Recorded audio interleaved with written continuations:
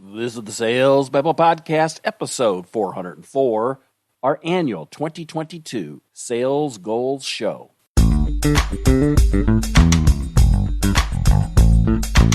Welcome to Sales Babble, the podcast that shares selling secrets for non-sellers. And now your host, Pat Helmers. Hello, Sales Babblers. This is Pat Helmers. And I know you were hoping that Neil Christensen would be on the episode today, but Neil's not able to show up. So I thought instead we might move up the annual Sales Goals Show, which usually happens just before New Year's Eve. Do it this week, and maybe, just maybe, we can get Neil on the week after. We'll have to see, no promises. 2021 was certainly a different year, with one foot on the platform and one foot on the train when it came to the pandemic.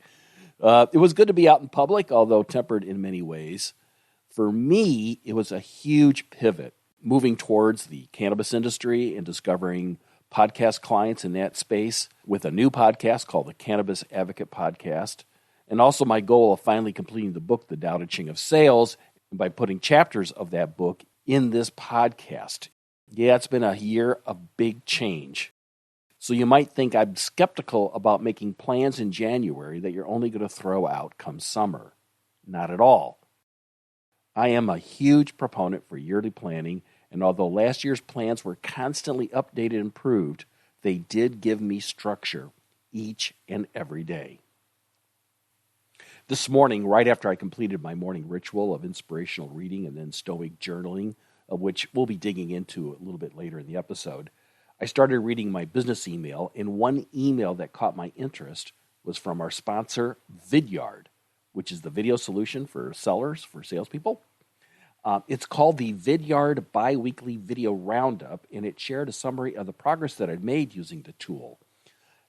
This one specifically had told me that I had created 8 videos, and I'd had 16 views of those videos. Well, that's pretty cool.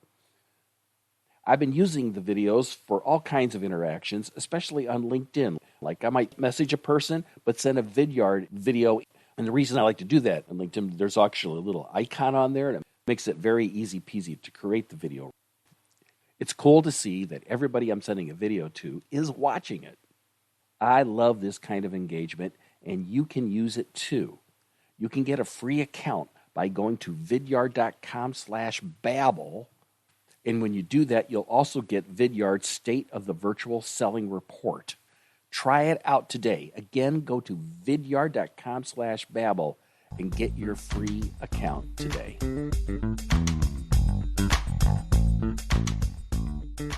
For the last few years here on Sales Babble, we've been taking a moment to talk about goal planning because every year is a blank slate. It's a new opportunity for hope. It's a green field. So that's why I'm going to walk through a goal-setting process that encapsulates both your personal and professional goals. The quest for this 2022 Sales Goals Show is to identify that intersection between those two, the personal and the professional, and to create a plan that ensures success and growth in your professional career. If you go to the show notes at www.salesbabble.com, you'll find a link to a Google Doc that has the worksheet. Make a copy of that for your 2022 sales goals. At the top of the goal-setting plan is your vision statement. It goes here. Last year, my vision statement was to abandon chance and to live a life of intent. That was all about staying focused and only working on things that really matter to you. And then there's 5 sections underneath that: the core values, the goals, the reasons, and the key behaviors. And then, of course, I got my signature. And I don't know about you guys, but I post this thing in my medicine cabinet, so I look at it every day. And it helps me kind of stay on course by re-looking at that. At the top, like I said, is the core values. And I ask these kinds of questions: that what's important to you? What are your core values? What are the values that motivate you? Things that make you do what you do.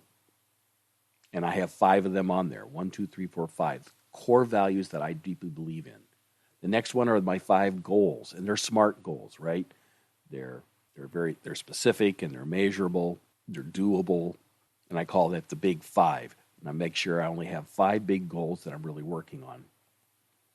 The next thing are the reasons, compelling reasons in your life that would power you to hit those goals and elevate your life. If you don't have a good reason for doing a goal, you're not going to make the goal. And then lastly are the key behaviors. How are you going to change your life, or what are the things you're going to do in your life to make sure that you're going to be able to make progress on the goals? And the kinds of things that I have on here is like working out, daily mindfulness, continual growth, continual learning, things like that. And that's the basic outline of the goal setting plan.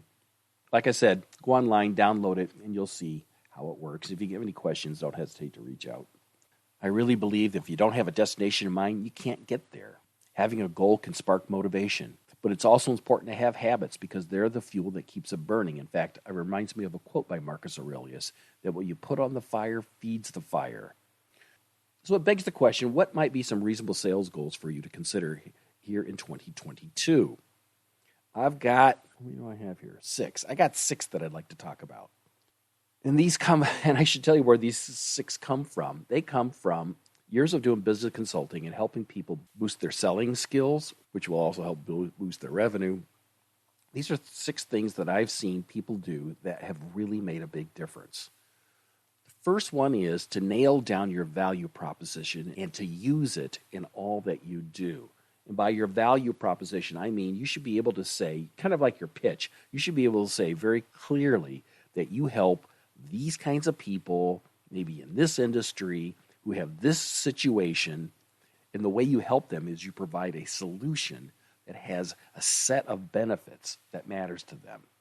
You should be able to repeat that very, very quickly. Like in these days, what I'm doing is I help businesses in the cannabis industry who have a common set of challenges and goals that are unique to the industry.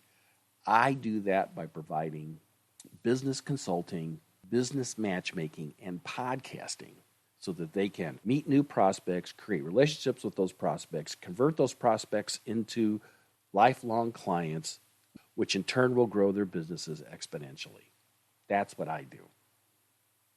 Can you say something that clear for your industry about yourself?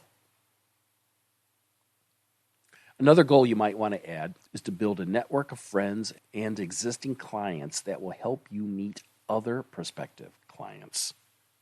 Friends and existing clients are the best path for you to build your business. Your best pool of leads might actually be from people you already know. This is why I'm such a proponent of LinkedIn, because in LinkedIn, it makes it easy for you to keep up on top of people. A third thing you might want to do is if you're struggling with cold calling and you have like this fear of picking up the phone, you might want to take an SDR job for like 6 months and just go in a boiler room and just make a ton of calls. You don't have to do it forever. It doesn't have to be your entire life, although some people really love it. But if there's one thing that's true, it's a skill you'll be able to use for your entire life. You might want to think about that. Next, another thing you might want to do is to build a morning ritual based on mindfulness. The kinds of things that I do is I do some inspirational reading every morning. I document my personal journey through a journal. I make sure and do some kind of a workout, which may include doing lots of steps or something along those lines, because I believe a strong body makes for strong minds. That's another thing that you might want to add into your goals. Another thing is you might want to set aside time to understand the trends of the market in your industry, like at least once a week. What's going on in the industry? What's the competition doing? How are they adjusting? And how do they differentiate themselves from others? Which then begs the question, how do you differentiate from all the other competition? Another thing that you might want to do, which is unique to this year, is something what they call the mass resignation. You may be fed up with the people that you work for. You may have been there for a long time. You've only stuck with them because of the pandemic. If you're looking for another job, treat that job search just like a sale. But in this case, you're the product and the hiring manager is the buyer. I have links on how to help you get a job. I'll place those in the show notes. You might find a lot of value in them. Again, now is a great time of year to start thinking about what 2022 is going to look like. Build some goals. Think big. Think growth. Think about the possibility. I'm actually very bullish about 2022.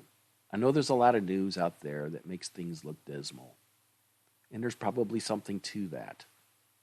There's always opportunity for business, even in those situations. To find links to our goal-setting plan, as well as links to our sponsor, Vidyard, the video solution for sales professionals, you can find those in the show notes at www.salesbabble.com. If you got a question or a comment, don't hesitate to reach out. I'm happy to help. Like I said, we might be able to get Neil on for next week. If not, we have a lot of other selling advice to share. Until then, Merry Christmas, Happy Holidays, and a Happy New Year.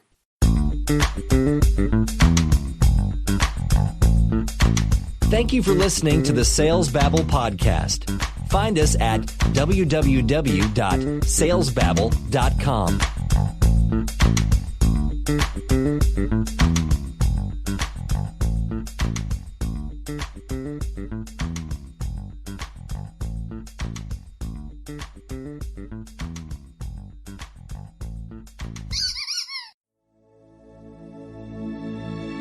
This is a production of Habanero Media.